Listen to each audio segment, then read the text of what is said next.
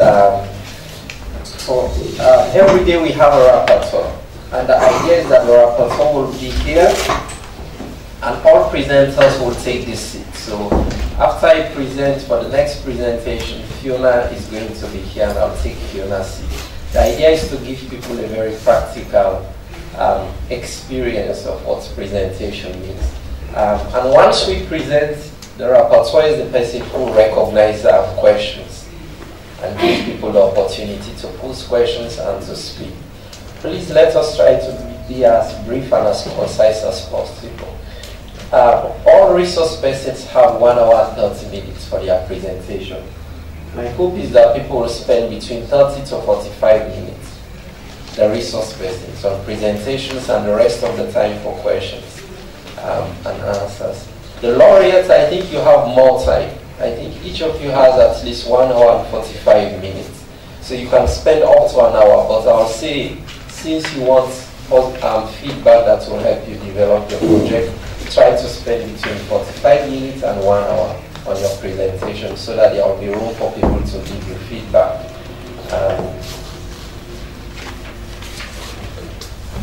My hope is that we'll stick exactly to time. We'll commence on time and break on time. So let's try to do that. Be here early so that we'll be exactly. So good morning, Professor Jam. Good to see you again. Thank you very much. So what I'll do is to step aside and let Mr. Wudamike lead us for the next session.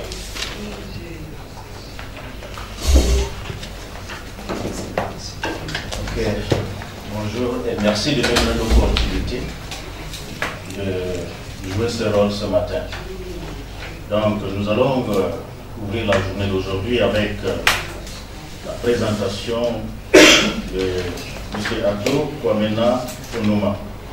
Et son papier porte sur l'histoire des deux pays, la réforme du secteur de la sécurité au Libéria et en Sierra Leone. Donc, l'orateur aura environ 40 minutes de présentation. Vous avez donc la parole. Thank you very much. So I have the, I should say, privilege of making 4 presentations. I did one already, which was a very theoretical and general conversation about our subject. The next 3 are actually going to be projects that I'm either working on or that I've completed. And I chose 3 types of projects. The project I'm presenting today is something that I'm actually actively writing now. I started it only in June. So it's something that is at a very formative space and stage. And I think it's more similar to what you people are doing with your project now. Later, my other presentations will be work that has already been published or that is about to be published. And I think that will give you a good sense of maybe what my work generally is about, using those 3 examples. A tale of 2 transitions, security sector reform in Sierra Leone and Liberia.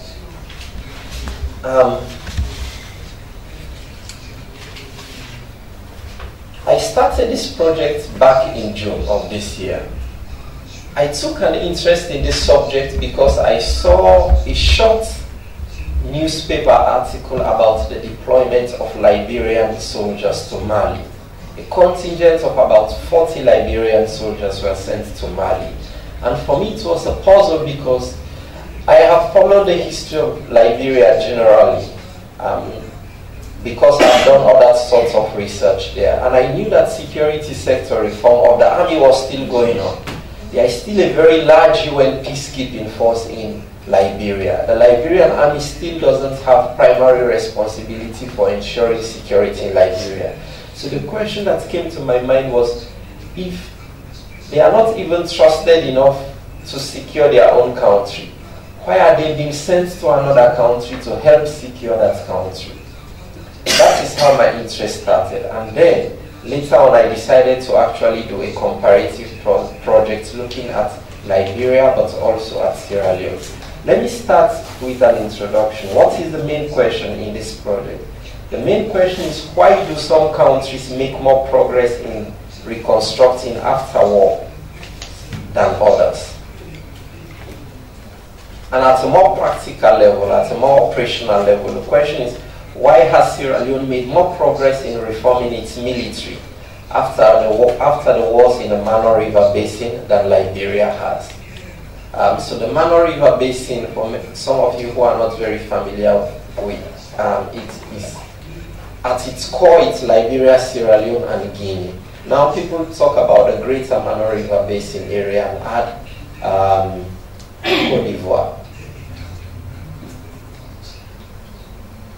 The argument that I make is that if you look at Sierra Leone and Liberia, the level of progress that the countries have made with security sector reform depends on the nature of the regime that was brought in at the end of the violence. If you look at the two countries, there are two types of government. The Liberian government that was brought in at the end of the war does not really reflect the internal power dynamics on the ground. It was mostly an imposed settlement. And the strongest party on the ground, Charles Taylor, was forcefully removed. And so in a sense, the government did not reflect the actual power dynamics on the ground, as opposed to Sierra Leone, where the regime reflected actual power dynamics on the ground. And my argument is that that really explains why it is that Sierra Leone has achieved spectacular success in reforming its military, unlike Liberia. I will unpack this a little bit later, but let me introduce the methodology. Right now, it's really a qualitative study that employs secondary literature. So I haven't done any field research for this project yet.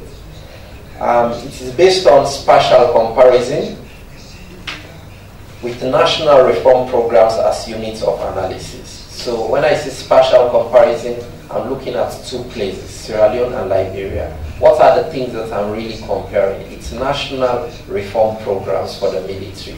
In Sierra Leone, it's the Republic of Sierra Leone Armed Forces, and in Liberia, it's what they call the Armed Forces of Liberia.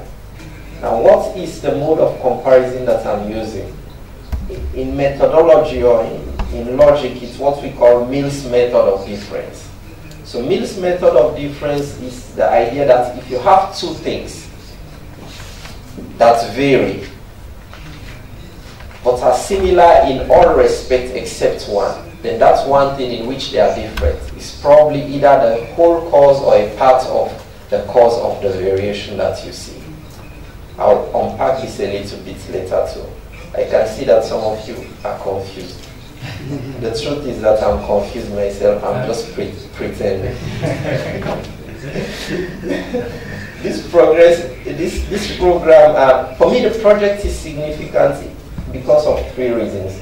One is that the variation is actually very, very puzzling. And I'll explain why. Because the countries are very, very similar. Even the wars are similar. The wars spilled over from Liberia to Sierra Leone, and fighters went back and forth between the two countries. So it's puzzling that Sierra Leone has achieved so much success, unlike Liberia. The project for me is also important because the reform of the military, in all instances in which you've had a civil war, is a primary measure of recovery. A country cannot be said to have recovered if you haven't reformed the military. Often because the military is a big part of the conflict, and the destruction of the military often is a consequence of wars. And since the military ultimately is responsible for national defense, and since the military often ultimately has the power to overthrow government, if you don't install a professional military that is responsible and that answers to democratic civilian authority, then really you cannot say that you are succeeded in reconstructing a country. So it's something that goes beyond the military. The third thing is that I think this project has the possibility of shedding light on institution building in developing countries generally. Okay, African countries are tasked with the process of building all sorts of institutions. Like I said in my previous presentations, there was a time when building institutions was not popular. Nowadays, even the World Bank and IMF are encouraging countries to build institutions. So how do we understand the fact that there are some countries that have built very good institutions, some have not? If you take electoral commissions, for example, Ghana, I think, has been spectacularly successful at building a very good electoral commission. There are many countries that cannot boast that. Why is it that there is so much variation in the success of countries at building institutions? Okay, so that's the introduction. Let me say a little bit about the general background. Some of you probably know these countries very well, so this won't inform me much. The countries are similar in the sense that they both have a settler history. So Liberia was formed by a group of freed slaves primarily from the US, but also later from the Caribbean and Britain, who were brought to Liberia because slavery was being abolished in the New World. And the white people were afraid that once these people become free, what will happen? And so they decided, let's go back to Africa, look for land for them, and send all of them there. And that's how they came to Liberia and acquired first a tiny parcel of land on the coast. Now, once these people came, they actually thought, these were black people, former slaves, they actually thought they were superior to all the so-called natives that they saw in the area. And their program became that of civilization, just like it was the program of the white colonialists in many African countries. So they believed they were Christian, they believed they were civilized, and their project was to civilize the neighboring communities. Now, if you know colonialism, you know that civilization and pacification of warring tribes often meant exploiting them. And so the Liberian state has had that relationship with the rest of the people around its territory. And up to now, we still talk about Americo-Liberians or Congo people who are seen as the descendants of those settlers and then native Liberians. And that has sort of structured politics in the country. Now, the pacification of the warring native tribes was done by the Liberian Frontier Force. That's how the armed forces of Liberia started. So the Liberian Frontier Force was not actually created to protect most Liberians. It was created to protect the settlers and to help them project their power. I hope you are noting the similarities between what happened in Liberia and what happened under white colonialism in many African countries. So that's why there are many people who don't believe that race is really that significant, that it's more about power and the fight for resources. Now, Liberia has been an independent country since the early 1800s. So in that sense, it has a peculiar history. It was ruled by the True Whig Party, which dominated politics from its formation up to 1986. Actually, up to 1980, when a young staff sergeant in the Liberian military called Staff Sergeant Doe decided to overthrow the government and establish first a military rule that he then transformed into a civilian government. The thing is that Doe's government was in many ways very similar to the government that he had overthrown. It was very, very corrupt.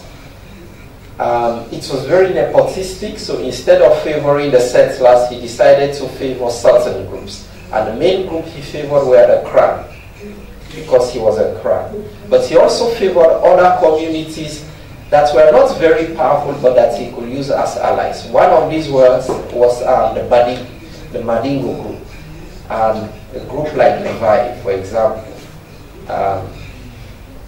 And so by the late 1980s,